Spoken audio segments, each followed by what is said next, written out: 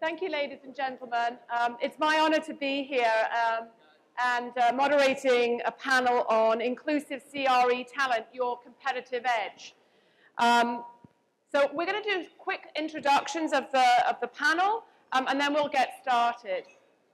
So I'm Amanda Pullinger. I'm the CEO of 100 Women in Finance, which is a global association of men and women professionals in the finance industry. We have 15,000 members globally, including real estate investors. So my only personal interaction with the real estate industry was a number of years ago when I was the director of marketing for a Caterpillar dealership. So that's my kind of personal interaction with the real estate industry. But I'd like to introduce also Ernest Johnson. And Ernest, if you'd like to say a few words about yourself. Sure. I'm Ernest Johnson. I'm a principal with ApexOne Investment Partners in Houston, Texas. We're a private equity firm that invests in multifamily and student housing throughout the country. I've been in real estate now for almost 40 years and have I guess I'm the odd person on the panel up here, but I'm excited to share my experience on diversity and inclusiveness and how that can add to the value of your company and results for your shareholders. Thank you. And Collete. Good morning. I'm Collete Dixon. I'm currently the executive director of the Marshall Bennett Institute for Real Estate at Roosevelt University in Chicago, a role I started last summer after spending a bit more than 30 years working at Prudential Real Estate Investors, now known as PGIM. Thank you. So I think that the business case for diversity in the workplace has been made, but I think we need to reiterate the economic value of diversity in the workplace. And I'm going to kick off with some studies that have been done over the last couple of years that very clearly demonstrate that diversity in the workplace is not just a nice HR area, but actually there are real business benefits around having a more diverse workplace. The first study was done by the Peterson Institute for International Economics in February 2016. They published a working paper analyzing the impact of women in corporate leadership positions at 22,000 firms from 91 countries. Their conclusion was that there are tangible benefits of female leadership participation driven by the fact that a more diverse leadership team tends to deliver better outcomes on average. An increase in the share of women in senior executive roles in those firms surveyed from 0 to 30% is associated with a 15% rise in profitability on average. The second study was done by Morningstar, and it was related to fund managers by gender. Done in June 2015, Morningstar's 2015 report found that mixed gender investment teams consistently outperform male-only managers. Northeastern's 2016 study concluded that women-run hedge funds outperformed male-run funds over several years of investing. There's also, over the last couple of months, been two really interesting studies on investor behavior. And I think nothing is going to drive change like what investors are doing in terms of insisting on diversity in the workplace. In November 2017, New Financial did a survey with 100 asset owners globally, representing more than $8 trillion. 3/4 of those companies mentioned diversity in their annual reports. They also said that diversity is beginning to influence manager selection and that diversity questions are coming up much more frequently in RFPs. It's not perfect or consistent, but I think it's a really interesting start. And what was also interesting were the 5 top reasons why asset owners say that they are acting on diversity both internally and externally. Number 1, to improve decision making. Number 2, to attract and retain talent. Number 3, to be innovative and to compete in the marketplace. Number 4, to reflect members of the communities who make up those who are their constituents as investors. And number 5, to enhance financial performance. There was a very interesting quote by Michael Kinney, senior research specialist at Mercer, as part of that report, in which he said, "If ever there has been a free lunch in investing, we think it's very likely that the secret sauce in this dish would be diversity." And finally, just recently, the FT in February 2018 did an analysis of 15,000 funds and noted that funds managed by a mixed gender team attracted 6% more inflow from investors than those run solely by men over the past 3 years. So what's really interesting is on both sides of the equation, diversity is now becoming much more of a business imperative. So I've talked about the kind of broad business spectrum and the case for diversity. I'd like Collete to kind of talk a little bit more about real estate specifically and some of your observations about what's going on in the real estate industry specifically. So as I noted, I've been in and around this industry for more than about 30 years. And this conversation has been going on for more than about 30 years. And it seems as though we're not really being effective in making a consistent and sustainable change. So if you think about the statistics in the industry right now, there was a study done in 2013 by, it was issued as the Commercial Real Estate Diversity Report. And in that report, it notes that in a United States population that is currently 2/3 white and 1/3 minority, in the commercial real estate industry, 78% of senior levels are held by white men, 14% are held by white women, and less than 9% are held by minorities. It's only when you get to clerical level roles do you find that women outnumber men. And unfortunately, that's on a 4-to-1 basis. With the answer being that in clerical levels, there are educational limitations that actually have prevented women to have ascended higher. I think that means there's an opportunity. On a couple weeks ago, BizNow had published a very interesting article that was entitled, "Why CRE C-Suites Could Stay Almost All White for at least Another Generation."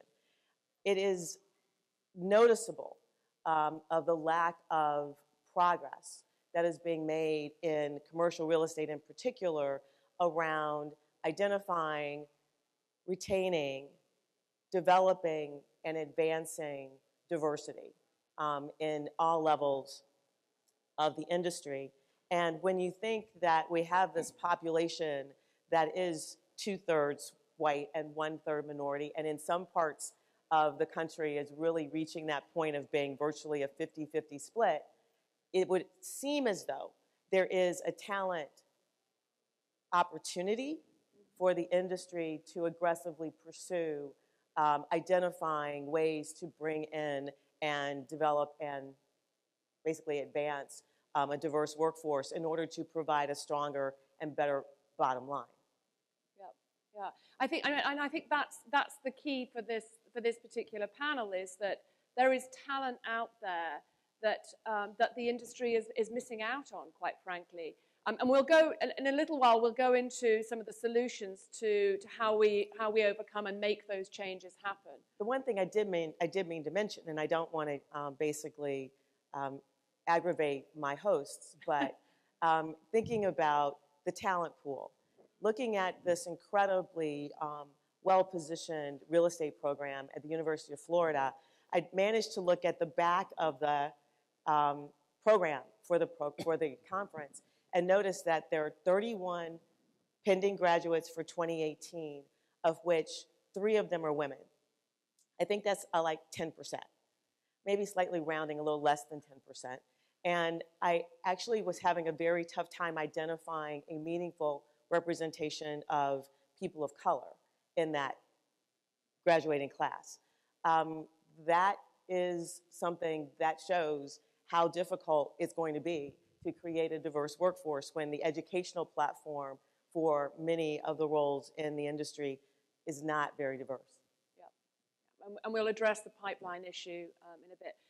Ernest, you know, we very specifically wanted you on this panel because I think as a man in the industry, your voice is very important.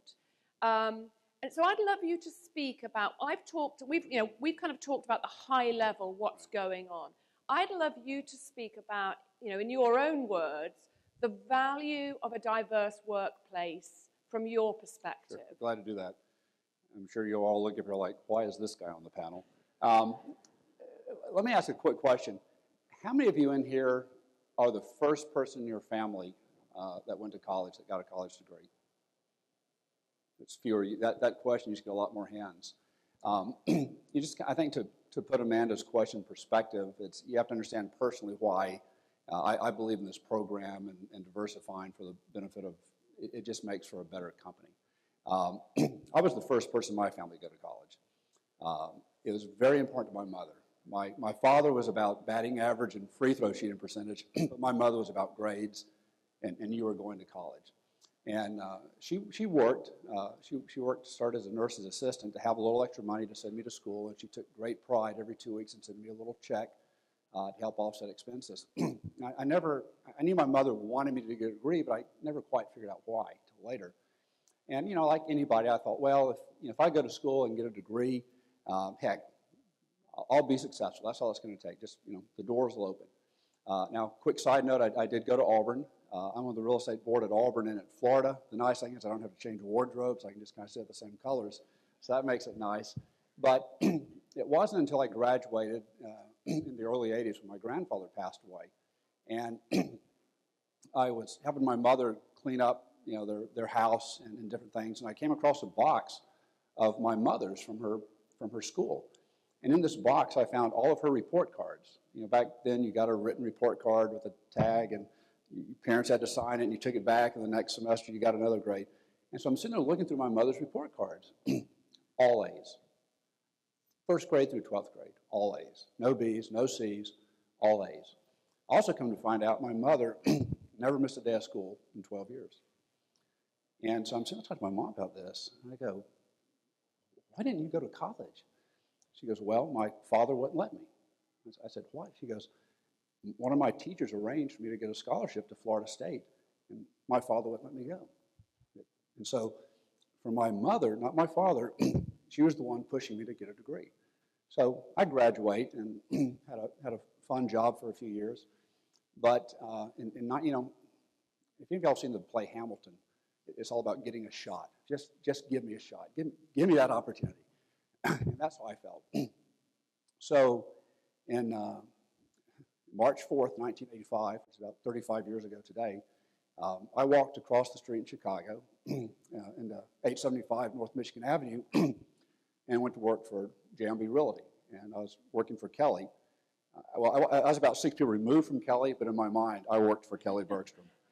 And so, you know, so the first day on the job, you know, walk across from the hotel, my goods hadn't arrived from my apartment, so I'm living in a hotel.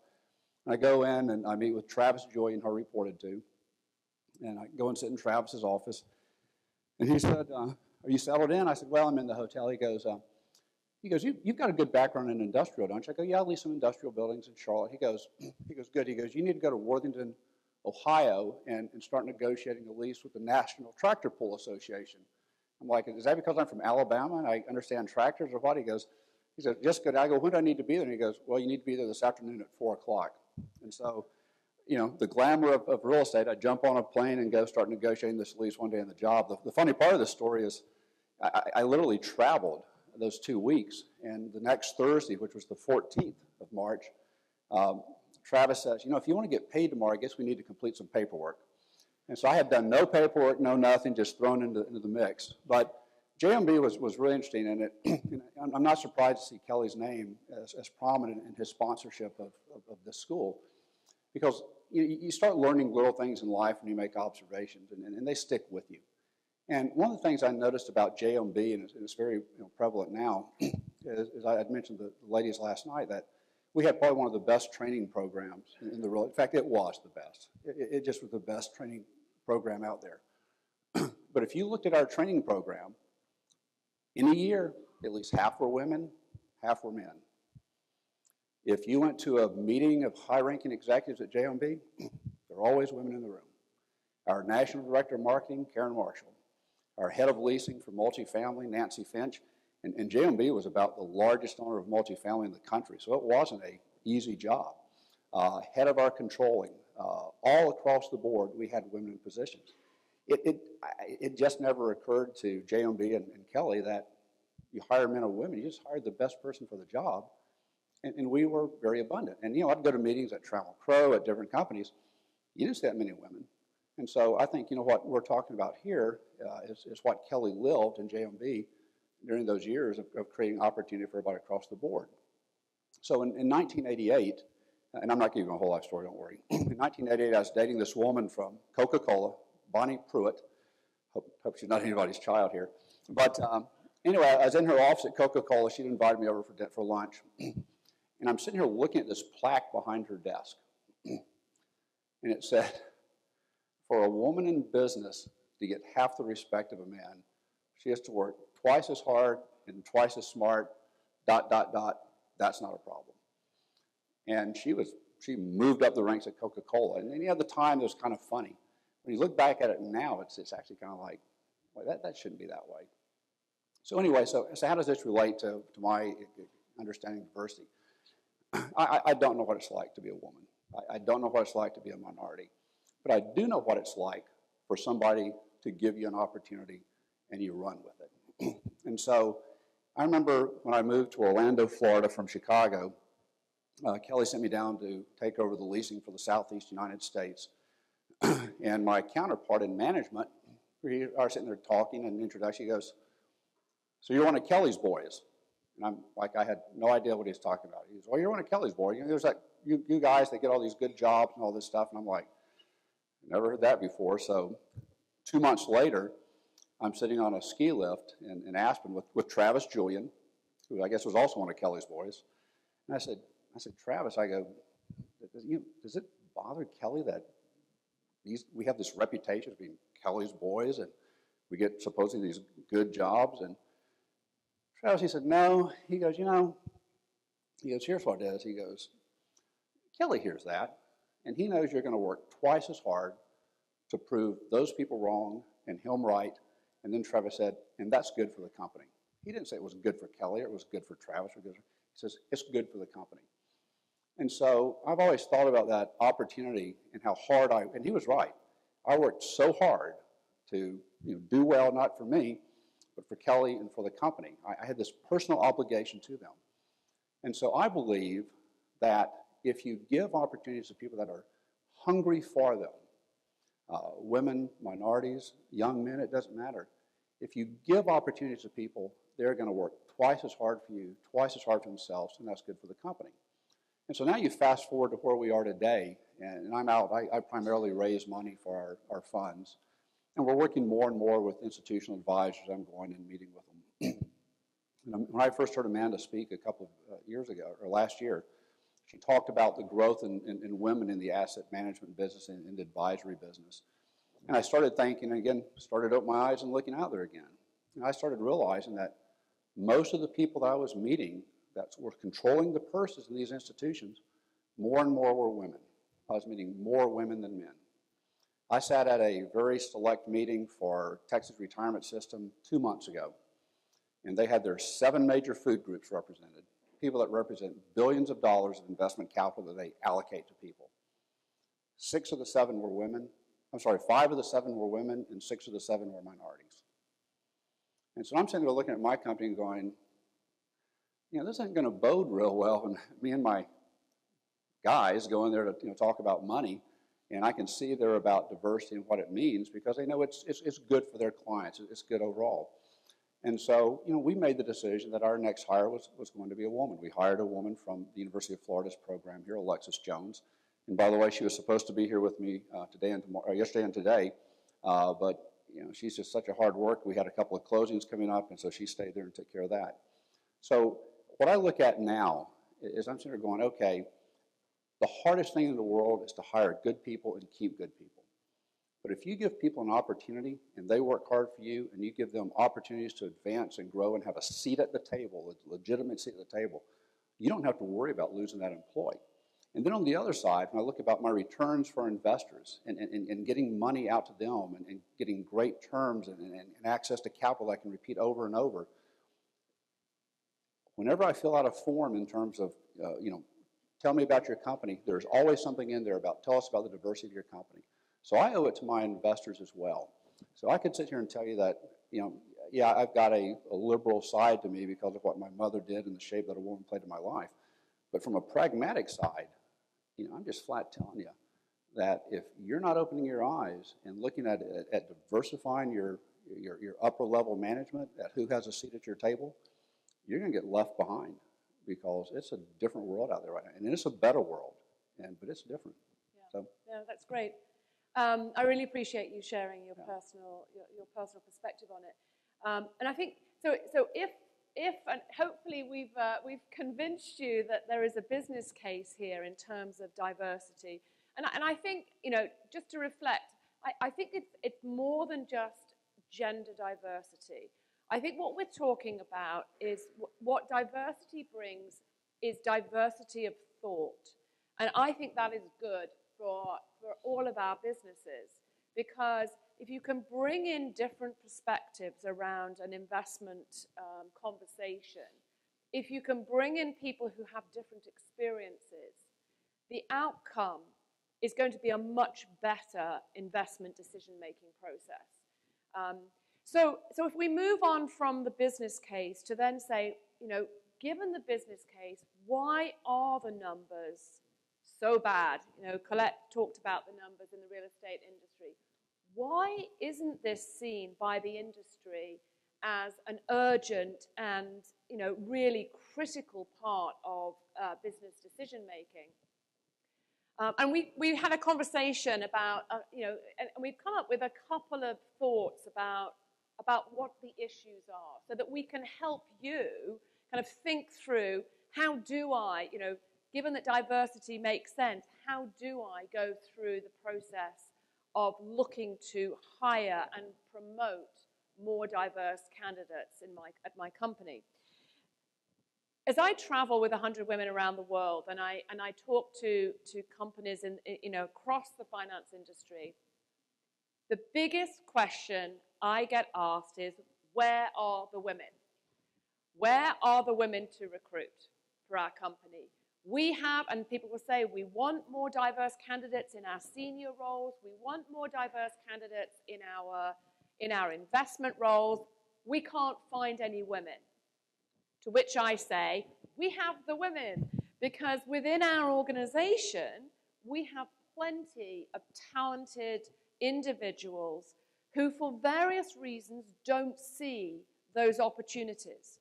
So part of what we're facing is a gap, and we need to make sure that we're connecting the industry with the diverse talent that's out there. And one way that we can help you do that is by having you connect in with networks, with diversity networks. Because the challenge is, the traditional way of recruiting is going to produce people who look like the people who are doing the recruiting. And so we've got to kind of think differently about how do we go out and attract talent. And these diversity networks, and obviously I would put in a plug for 100 women that I'm very happy to work with you on your diversity from our organization's perspective. But there are specifically diversity networks within the real estate industry also that you can tap into. And Collete, I'd love you to kind of talk a little bit about, again, specifically in the real estate area where people in this room can really tap into and answer the question, where are the women, and how do we go about doing that? Well, I'm sure that everyone in this room, is aware of organizations such as CRE Network. I mean, there's a very successful chapter here in Orlando. there's one in Jacksonville, there's one in Fort Lauderdale, there's one in Miami. I mean, it's a global platform right now. There are other organizations that are strong at promoting diverse talent, such as the Twigo Foundation or the REAP program, which is Real Estate Associates program.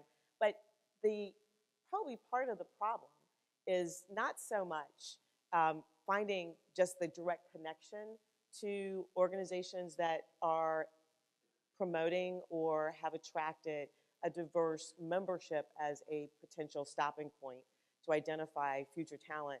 But it's also about engaging with raising the profile of interest in hiring diverse talent. There are 11,000 women in Crew Network around the world. There are 15,000 women at 100 Women. There are plenty of women, but I honestly have had the same problem. I know these organizations. I'm connected to all of them, but often people will come to me and go, I'm trying to find some women as candidates for this analyst opening, or I'm trying to find a diverse pool of candidates, and I can't find them either. I mean, and I'm connected in all of these platforms.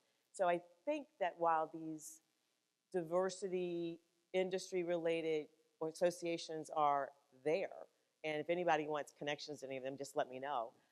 It goes a little deeper than that, I think. I think it's to the point of trying to build a demystified view of this industry as a place where there are opportunities.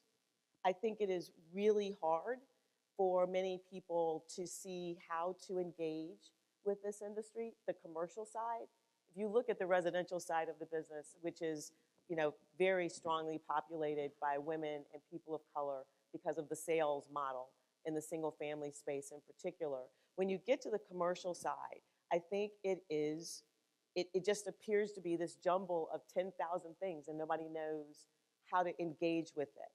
And even if they are fortunate enough to be part of an organization like REAP or Twigo or any of those that provide talent into the financial services and into the real estate industry, you will still hear from young people, like, how do I find a spot? Who do I talk to? What do these people do? What is all of this? This is a very complex industry, and it can be distilled into very basic concepts, but from the outside, for people who are not actively engaged in it and their father isn't in it or their mother isn't in it or their brother isn't in it, they don't understand it. And that lack of understanding diverts many people into doing some of the other more clear routes, especially if they're interested in the financial services space. So, there are lots of organizations out there that are trying to help, but I think the industry's got to take a bit more ownership in kind of demystifying what the opportunities are and how to engage in those opportunities and being consistent about outreach to diverse talent pools, not just when times are good, but when you're doing business, period. To follow up on something that Collete was saying, when we're in the process right now of looking for a senior asset manager to run our whole asset management division, and we decided that we wanted to put a female in that position, and our minority, but as when I'd heard Amanda speak about this last year about you always go to the same people to hire the next person. I said, well, that's not going to work, or I'm going to end up with somebody that looks like me again. And so I went to my University of Florida graduate, Alexis, and said, look, you need to get involved with Crew and all these organizations, and your job is to go out and find somebody and help identify some talent to bring in. I also called some people at other companies, some women, Joanne Altieri, who used to work with us at DMV, and I said, Joanne, here's what I'm looking for. I said, because what I found is that the women talk to women about, I think I'm ready to move on, I think I'm ready to do this, and they're not comfortable telling me that. And so I started getting names, and we have found a couple one which happens to know Collete real well, ironically, but we have found a tremendous amount of names. And I never would have thought about doing that had I not heard Amanda bring that up. Yeah, so it's tapping into, so I think what you're both saying is it's two things. It is tapping into the network, but it's also for those women who are looking, or ethnic minorities that are looking at the industry, there are two issues. One is they don't necessarily know what you guys do every day. They don't know why it's such a great career for them. And they're not seeing people who look like them in the industry. And I think those two things really are in your court. So one of the things that I would, I think is very easy for you to do is where you do have women at your companies, make sure that when you're doing client presentations, when you're invited to go to a conference, make sure you include women in those opportunities so that they are visible.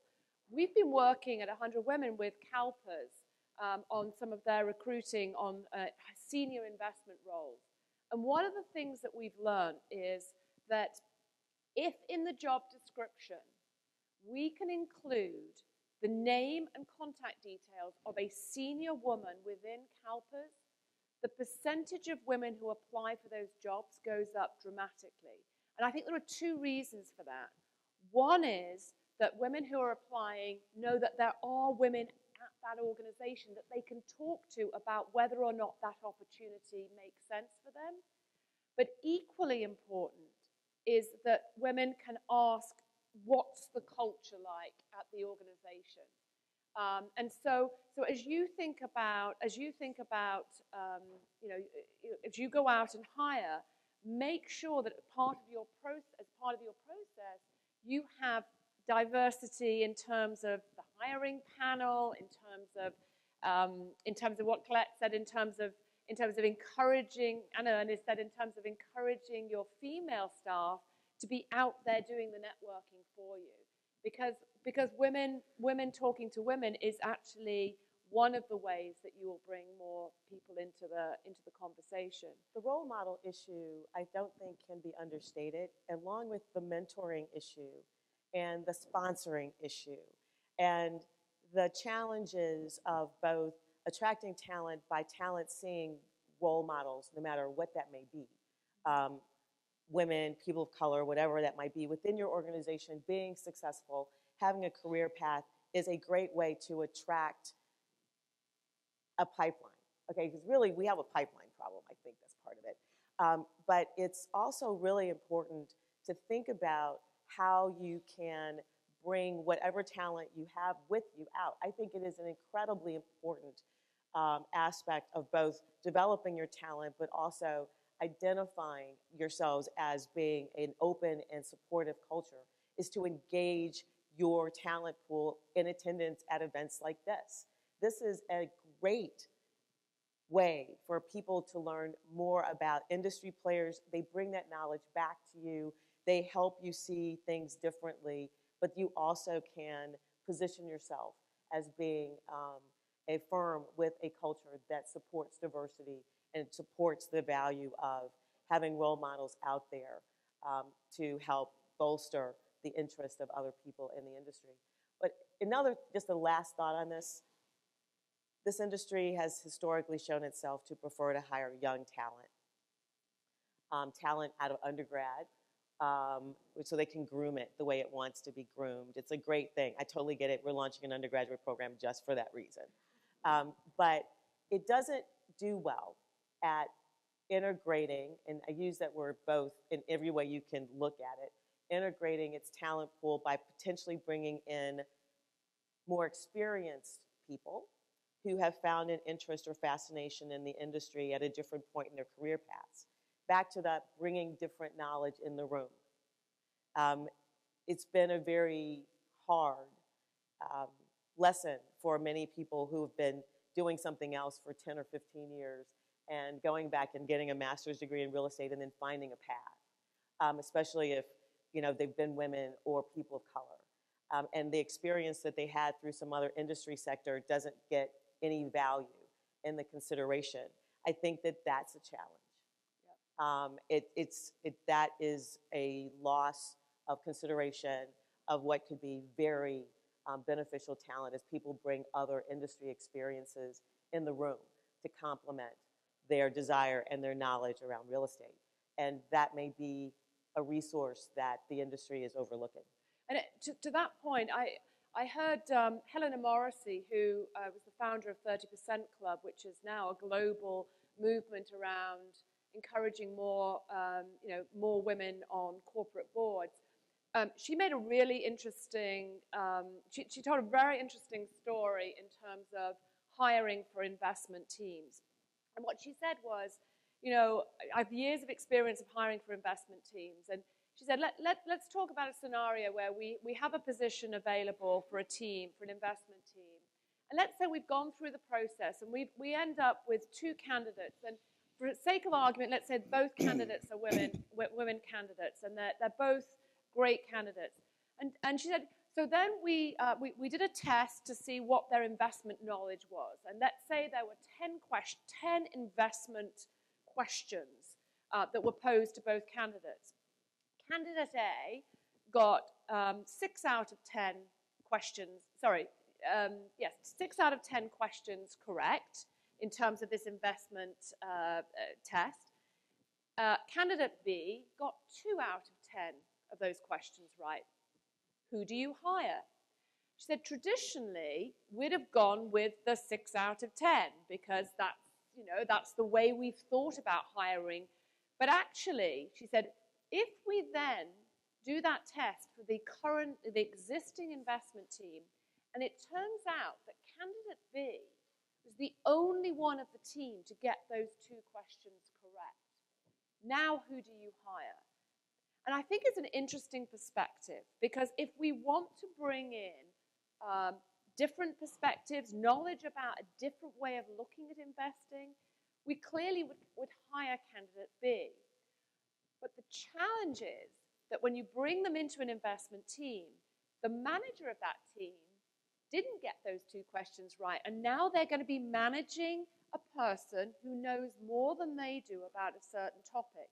So our whole way of training, of thinking about how we incorporate people into a team, is going to have to change.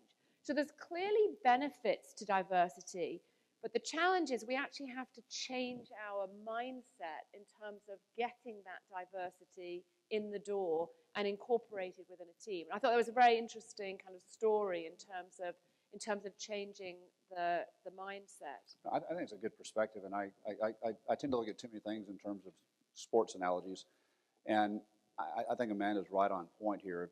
If I've got a baseball team and I need a shortstop, I'm not going to go and draft a first baseman. I'm going to go out and find the best shortstop that I can, because they're going to bring the piece of talent that I'm missing to have a championship team, and that's what you want.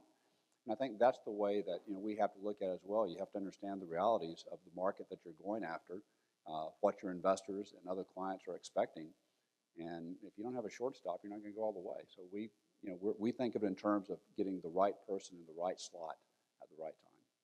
And the other conversation we had in this regard was the fact that I think, Collete, you brought up in our conversation that sometimes, we're kind of saying, where are the women? Sometimes, or where are the ethnic minorities? Sometimes we're not looking at our own companies and seeing talent that could be developed within our companies. I don't know if you wanted to talk a little bit about that perspective as well. Well, I think the opportunity kind of comes back to one of the stats that I shared earlier, which is, as you look through the different strata in the industry, when you get to like the clerical levels, you wind up with a lot of women. Sometimes you wind up with a lot more women of color who've been kind of stuck in that strata, but are obviously quite capable of doing things and may have an interest. It's thinking about ways that you can help them develop that interest.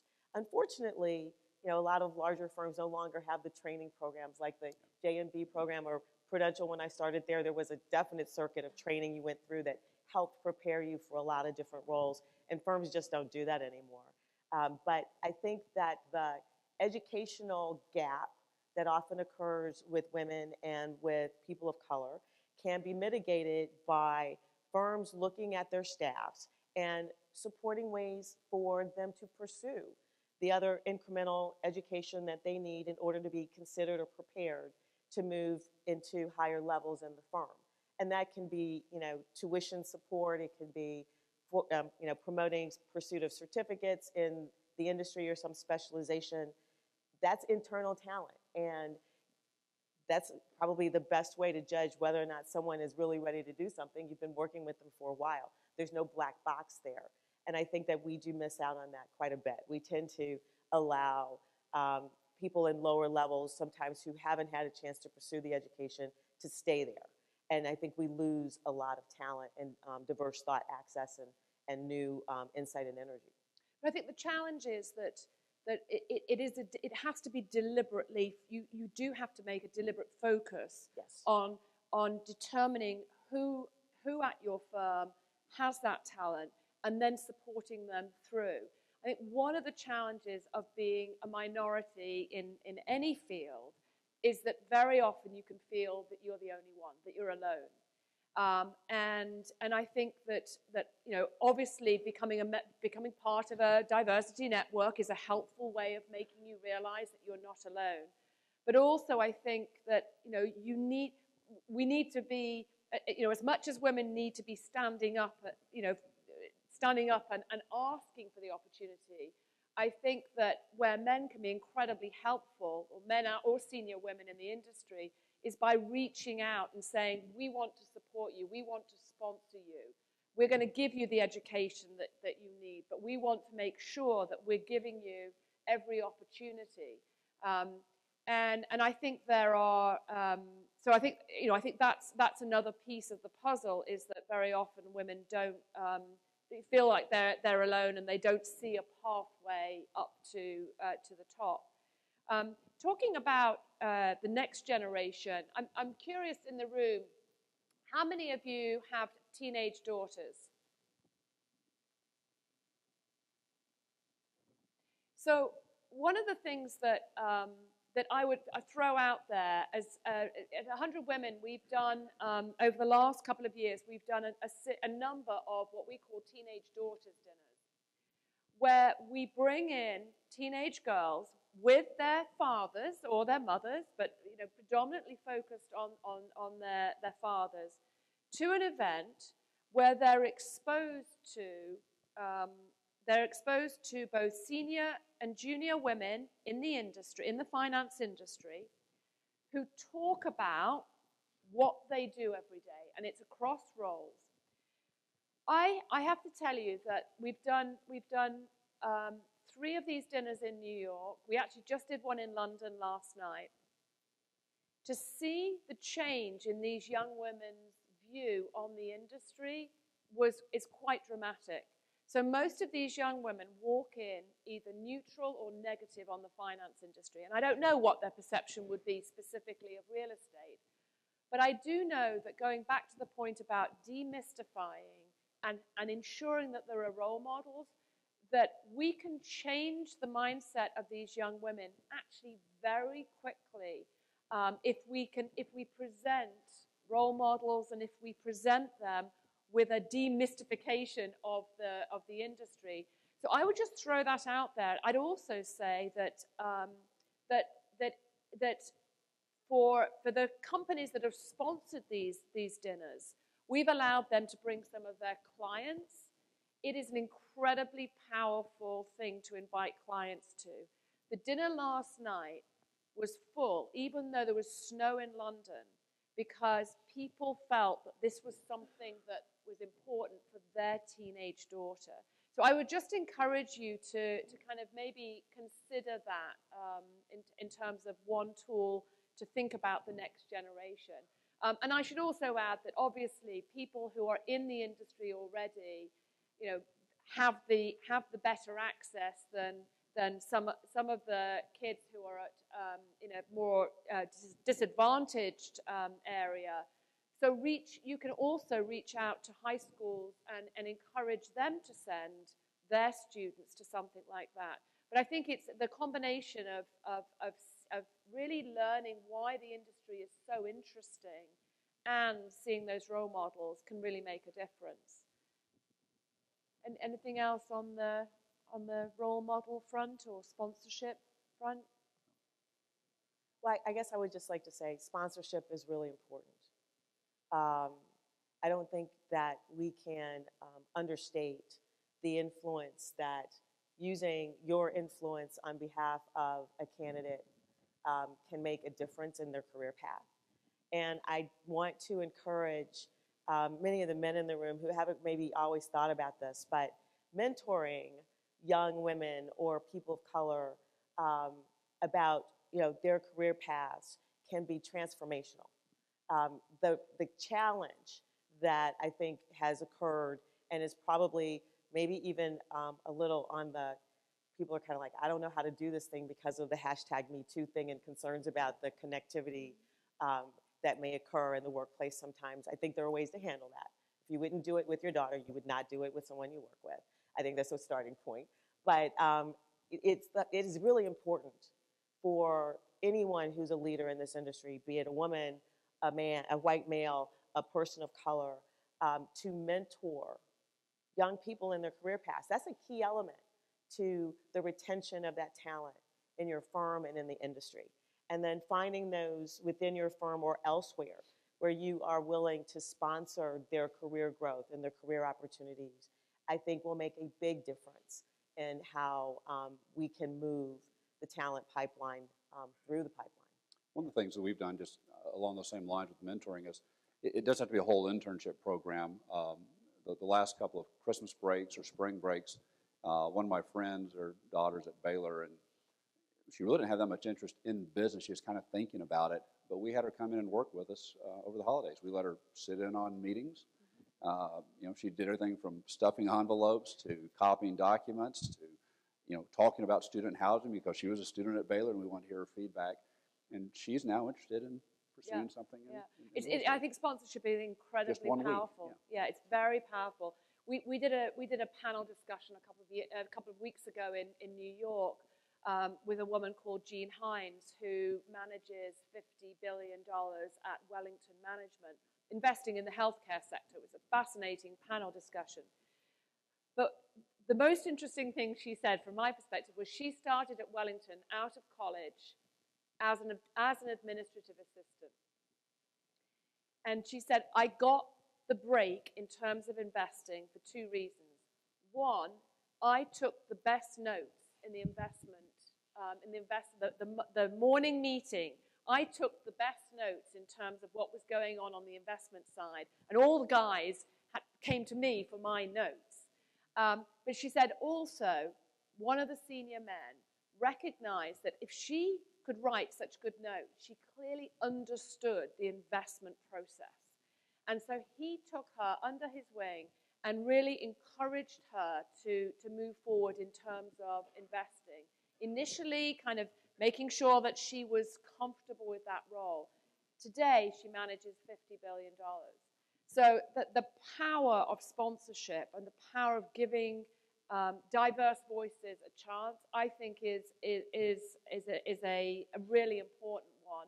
And going back to the initial conversation that we were having about the business case, if this leads to greater profitability, better performance for your company, it's worth the investment in terms of the time and the sponsorship to make it happen. I come back to the business case every time. I mean, it's very important that it's the business case that drives all of this, not just doing a nice thing for women and minorities.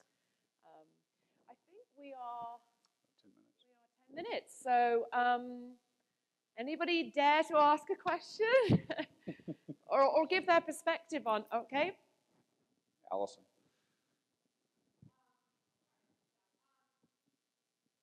Is there a microphone? Because I don't know whether people are... Okay.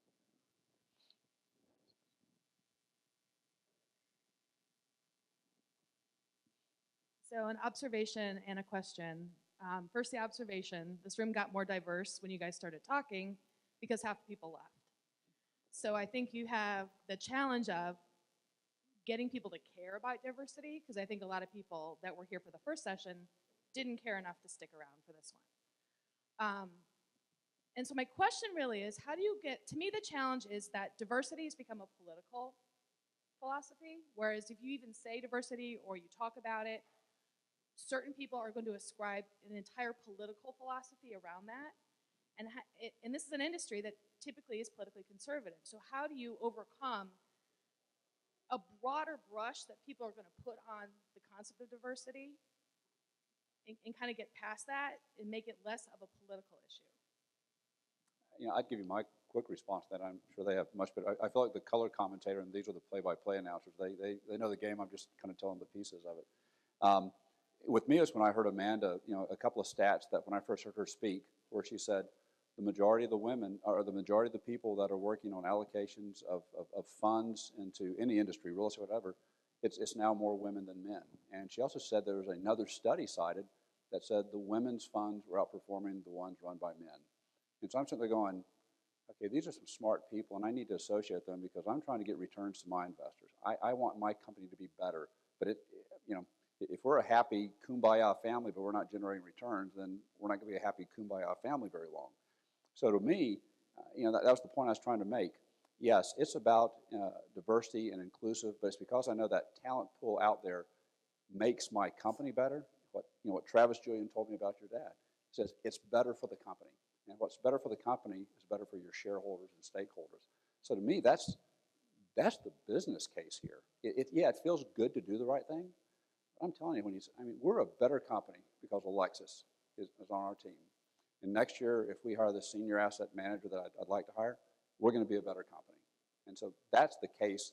I think people want to fall back on the political side, Allison, but the reality is statistically, time and time again, it's proven that if you diversify your team, if you diversify how you think, you bring more people with different ideas to the table, you're going to be a better company and produce better results. And that's the message that's really out there. And what we need is more Ernests out there. Okay, men making the case for diversity is the way through the political issues. So I referred to the 30% Club, which Helena Morrissey started. What's been powerful about the 30% Club and has moved the needle in terms of corporate board memberships in the UK, she very deliberately went out and recruited male chairs of boards. And she got them to then evangelize about the power of diversity from their perspective. So if we can encourage men who've genuinely seen the positive impact of diversity to get out there and talk to other men about this topic, and to other senior women. I'm not saying that senior women can have their own unconscious bias, quite frankly. But I think so I would prefer it's less 100 women saying, you guys need to be, changing the way you're doing things, and more hearing the voices of people who've benefited from diversity. I think that overcomes all of these political statements. Because at the end of the day, it needs to be a conversation. It needs to be a personal recognition of why it's worked for me and why you should consider it too. And so it needs to be the men in this room really pushing the agenda forward. Again, not because it's a nice thing to do, but because it actually does produce better results, better decision making. I know Aaron and Hank and the 28 of the 31 men out there are sitting there going, how am I going to get a job? I want to hire women. That's not what we're saying at all. But what I would encourage you to do when you're looking at companies that you're considering working for, look at their senior team. And I'm telling you, if they don't have some women or minorities on their senior team, you may want to rethink if that's the right company for you to be with. And I would also encourage you that when you're going through the interview process, ask if you could speak with the highest ranking female or minority on that team and ask them about the challenge they went through and the role they play and talk about what you know about the changing atmosphere and makeup. I guarantee you when they sit around and start evaluating who they're going to hire, that person can say, well, Aaron came in and talked to you about some important things. It's going to make you stand out a little. So I tell you that the guys that are out there, the most important thing is for you to realize the world is changing and the boardroom is changing, and embrace that and become a part of it and encourage it. Collete, did you have anything to add? I don't want to, I think you guys addressed it quite well.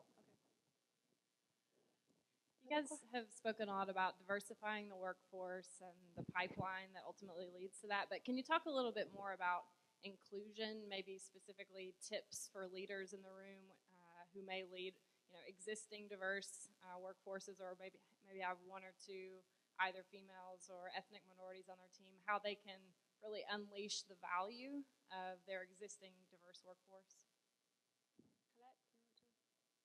Inclusion is, well, there's diversity and then there's inclusion. And The inclusion aspect of it is where I think the energy goes to creating a culture that is supportive and encouraging of that diverse talent and the roles that those diverse employees bring to the table.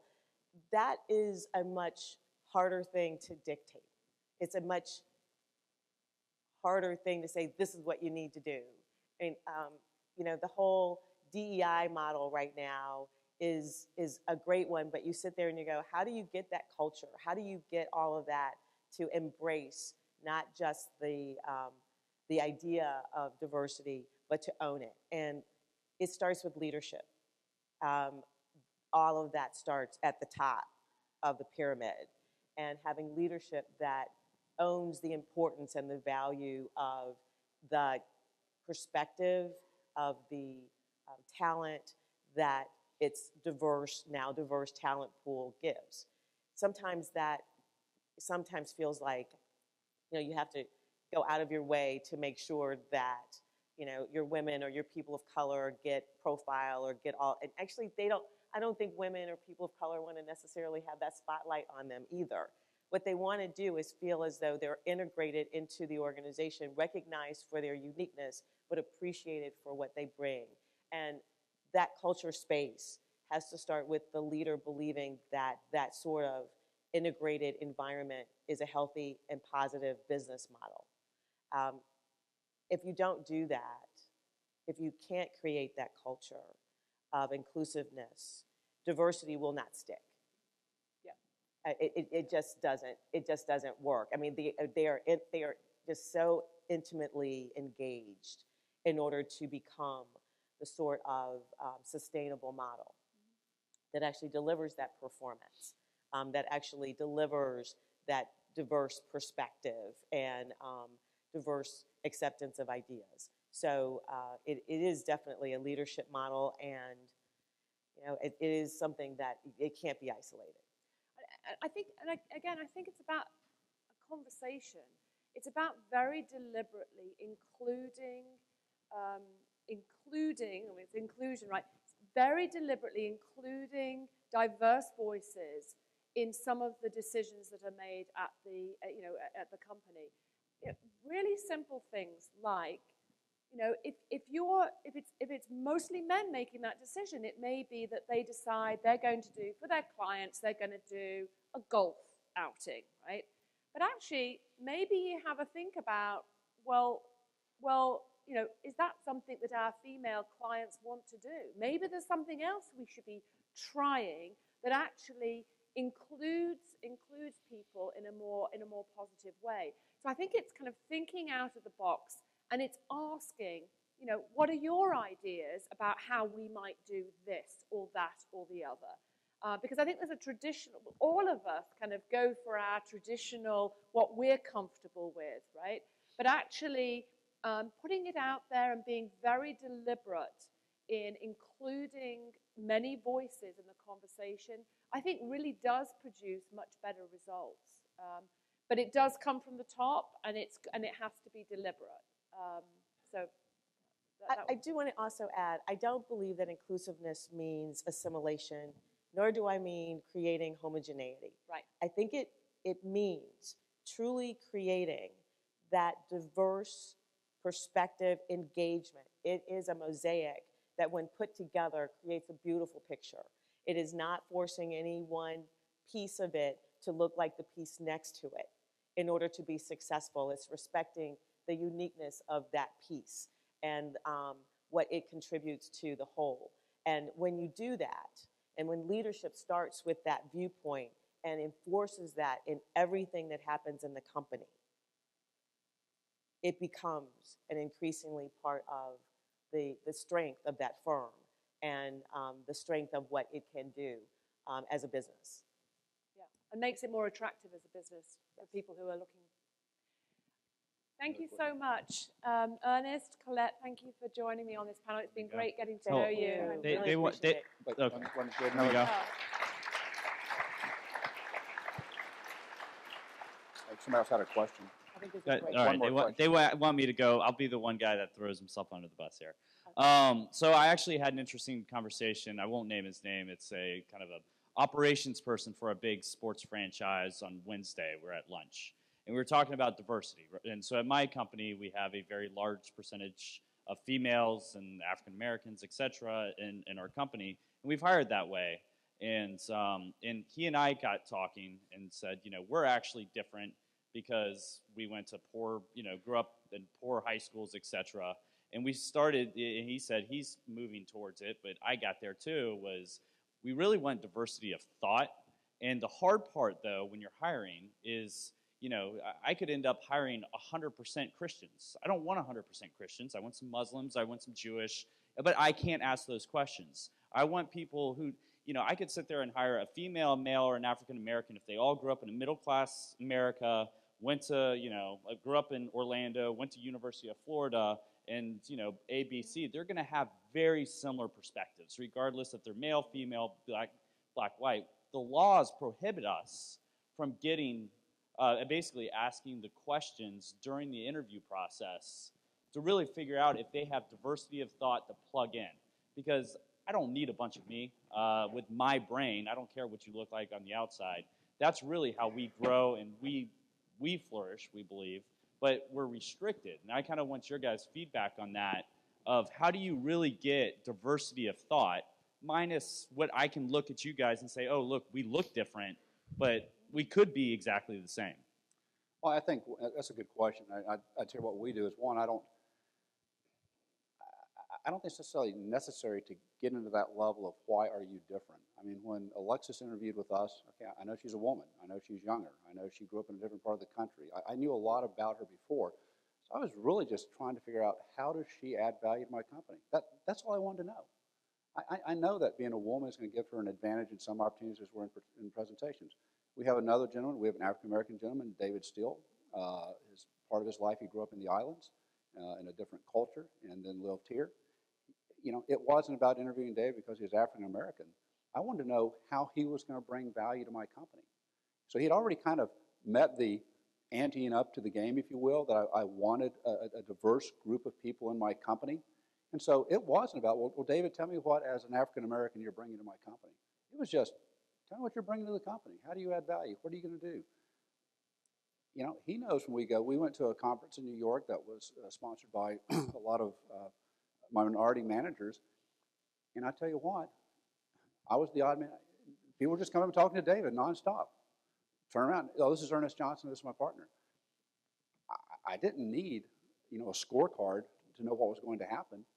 And it just worked. And we've ended up some really good relationships started just by David going to that meeting. So I don't think it's as hard as you make it. I don't know if there's as many rules as really are. I think it's just talking about people. What are you bringing to this company? So I think there are specific questions you can't ask, right? But actually, to ask someone, to tell their story, that is not off the, that's not difficult to ask, and it's not illegal to ask. What's your story?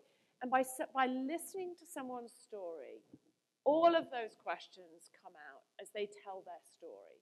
Because they'll talk about their family background. They'll talk about potentially some of the struggles they've had. And I mean, all three of us are the first in our family to go to university. I bring that, I used to bring that up in an interview. So people realized actually, I wasn't the standard person coming through the door. So I think encouraging people to tell their story is a way to get around some of those kind of legal issues. Okay, I think we're now over our time, so thank you very much. Thank you.